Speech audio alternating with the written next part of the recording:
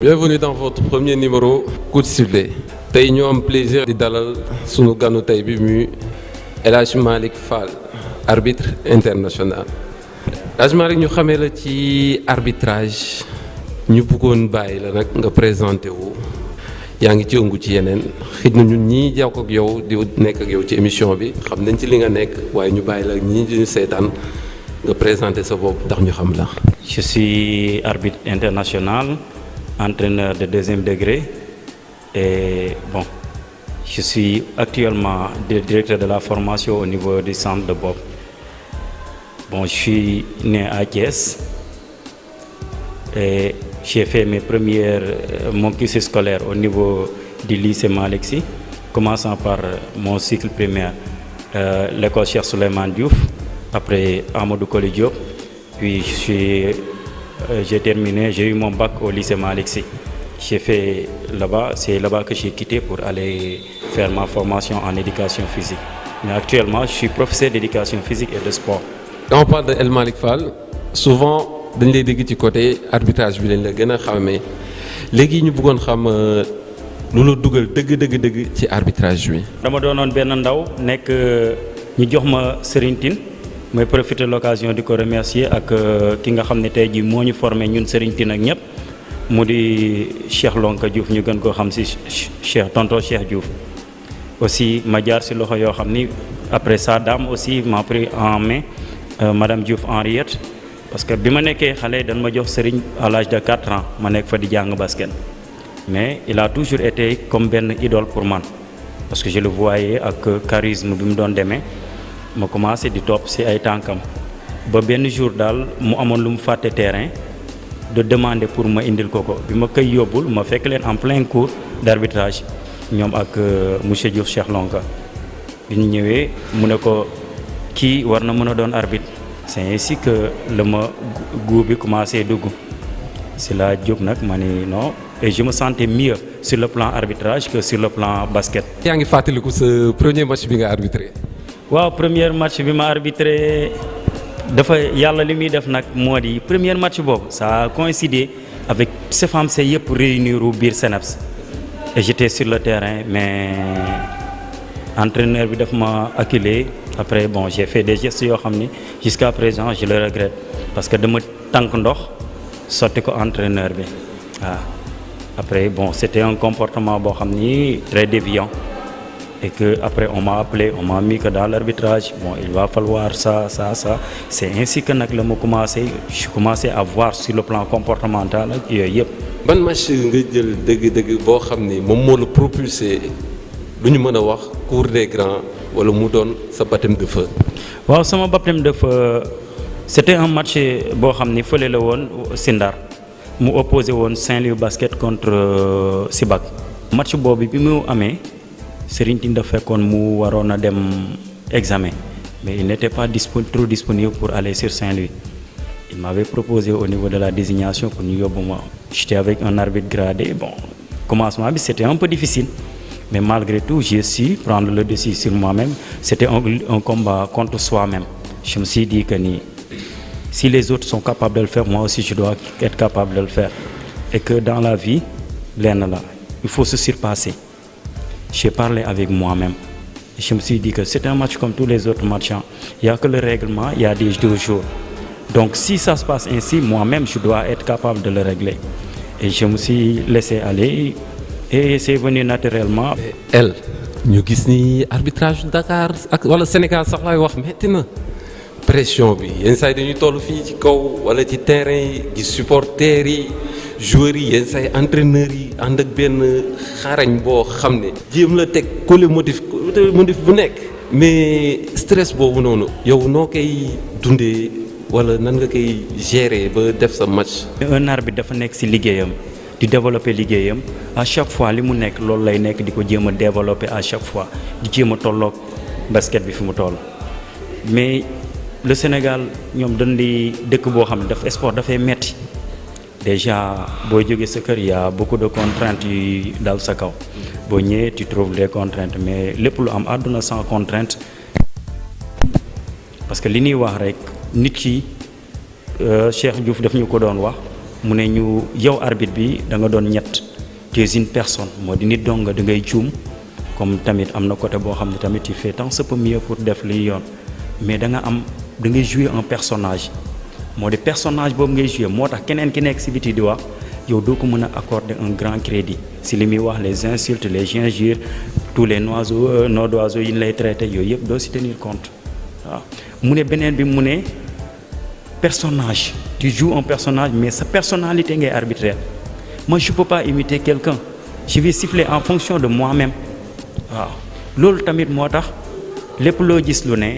nit ki ni nga koy gérer rek loolu nga koy gérer waaw moo tax yooyu yëpp bu ñëwee dañ koy jël ak diplomatie xam ni ñu on a choisi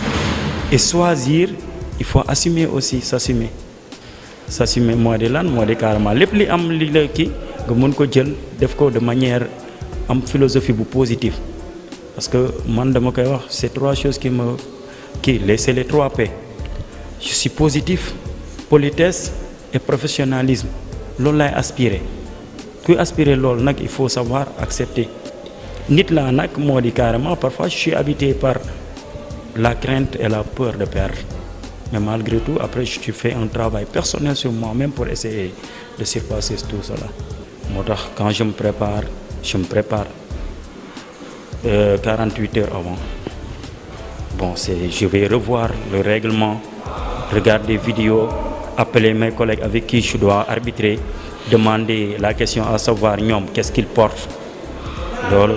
l'heure des matchs je vais revoir encore le règlement certains aspects du règlement travailler sur loolu lépp daal ma concentration au niveau des vestiaires aussi est important parce que bon je fais beaucoup de yoga et le moment d'oublier tout ce qui m'entoure dafa am solo ci man et que moo may permettre mu dugg sama bopp man même discuter essayer de savoir ma force c'est quoi mes faiblesses aussi loolu may permettre au fur et à mesure chaque match et je me fixe des objectifs pour chaque match mais des objectifs d'amélioration je me dis que ni tel aspect de tel ba tel je vais travailler sur tel aspect de mon arbitrage et de ma personnalité. ñii di la seetaan mii ñu bëgg pratiquer arbitrage bëgg ci ñëw xam naa ne ak ni nga waxee ni yombul te metti na lool bëri na xaaxaan yoon bi lëndëm na lan nga leen di soññee jox leen ci conseil pour ñu mën a doxalee noonu. man su démb doon tey damay teel a commencer arbitrage parce que du dara mais arbitrage day forger benn personnalité ci yow déjà responsabilité dafa am solo ci nit tey jii je me dis que ni si je suis à ce stade de la vie c'est parce que tey jii arbitrage bi moo forger ci man lu bari